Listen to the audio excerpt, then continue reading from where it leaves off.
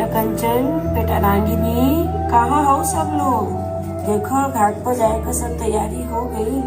ठेकुआ उकुआ बनल, सूप और दौरा सज गई कि नहीं? हाँ अम्मा जी, ठेकुआ और कसार बन गया है। अब बस दौरा तैयार करना बाकी है और उसके बाद घाट पे जाने का इंतजार है। अरे सुनती हो, न्यूज़पेपर कहाँ है? क्या आप भी घर में छठ की तैयारी चल रही है और आपको न्यूज़पेपर पढ़ना है? घर का सारा काम हो चुका है। मैं थोड़ी देर अखबार पढ़ लूँ। दादाजी ये लीजिए न्यूज़पेपर।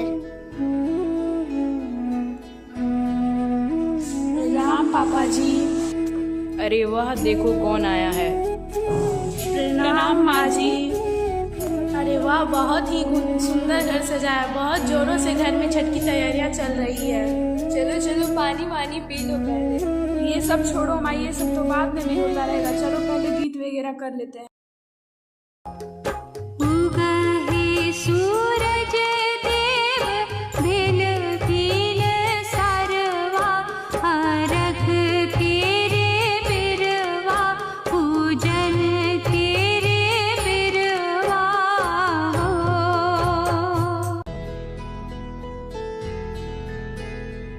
दादी मैं एक बात पूछनी थी। पूछो। दिवाली तो बीत गई, अब भी घर में इतनी सजावट क्यों है? बेटी, आज छठ का त्योहार है जो दिवाली के 6 दिन बाद मनाए जाते हैं। हम छठ क्यों मनाते हैं दादी माँ? बहुत बढ़िया सवाल है बेटा। आओ मैं तुम्हें बताती हूँ छठ क्यों मनाए जाते हैं। जरूर बताओ, क्योंकि आजकल के जनरेशन को बताना बहुत जरूरी है।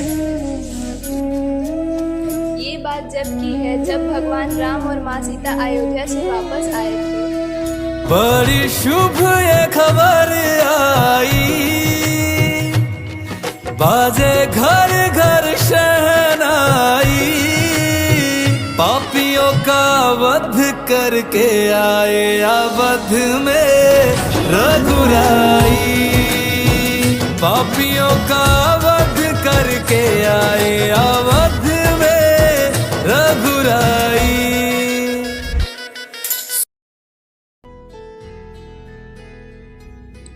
भाभी माँ की तपस्या और आपकी सहनशक्ति ने हमें आज इतना बड़ा अवसर प्रदान कराया है। आज समस्त नगरवासियों के लिए बेहद खुशी का अवसर है। प्रिय भाई, ये सब हमारे प्रियजन के सहयोग से संभव हो पाया है। अब हमें अपने राज के केतु भगवान सूर्य की पूजा और उपासना करनी चाहिए। हे प्रभु, मुझे इस पर्व को करने की अनुमति दे। मैं छठ पर्व का संकल्प लेती हूँ और भगवान दिवाकर से यह प्रार्थना करती हूँ कि हमारे राज में सुख शांति का समृद्धि हो। हे सीता, तुम्हारी भक्ति और संकल्प ने मुझे प्रसन्न किया है। तुम्हारे इस व्रत से न केवल तुम्हारा राज्य बल्कि आने वाली पीढ़ियां भी प्रेरणा लेंगी। तुम्हारे राज्य में सदा सुख, शांति और समृद्धि बनी रहेगी।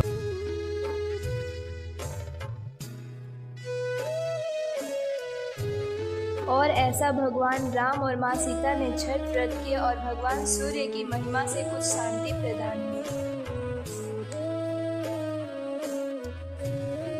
इतना ही नहीं दीदी, एक और कहानी जो बहुत मशहूर है छठ के बारे में मैं सुनाती हूँ। महाभारत के समय जब पांडव को वनवास मिला तब द्रौपदी ने छठी मैया की उपासना की और अपने परिवार की रक्षा के लिए वरदान मांगा।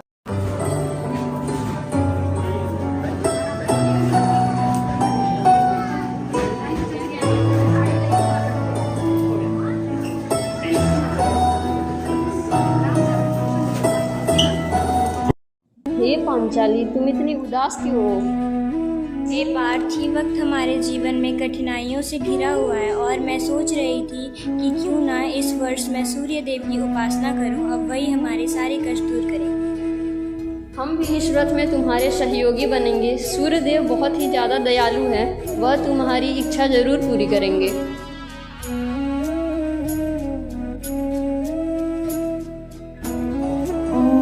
सूर्याय नमः।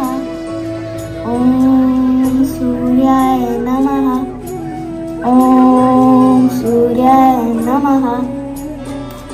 हे द्रौपदी, तुम्हारी प्रार्थना ने मुझे प्रसन्न किया।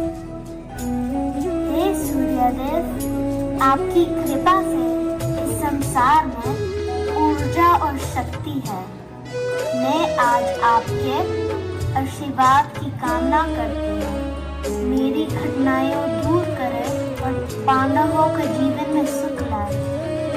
मैं तुम्हारे परिवार को सुख और समृद्धि का आशीर्वाद देता हूँ।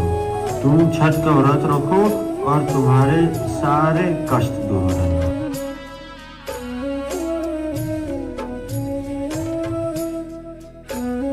ऐसे ही सूर्यदेव ने पांडवों का भी कल्याण किया। और इससे यह बात स्पष्ट होता है कि छठ एक ऐतिहासिक पर्व ही नहीं बल्कि एक परंपरा है जिसमें सूर्य देव की उपासना की जाती है और सूर्य देव अपनी कृपा बरसाते हैं। चलो चलो, अब अर्घ का वक्त हो गया है।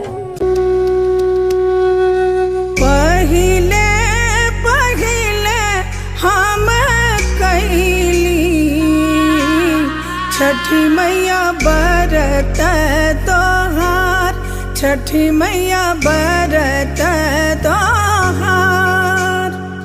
करिहा क्षमा छठी मैया, भूल चुक गलती हमार, भूल चुक गलती हमार।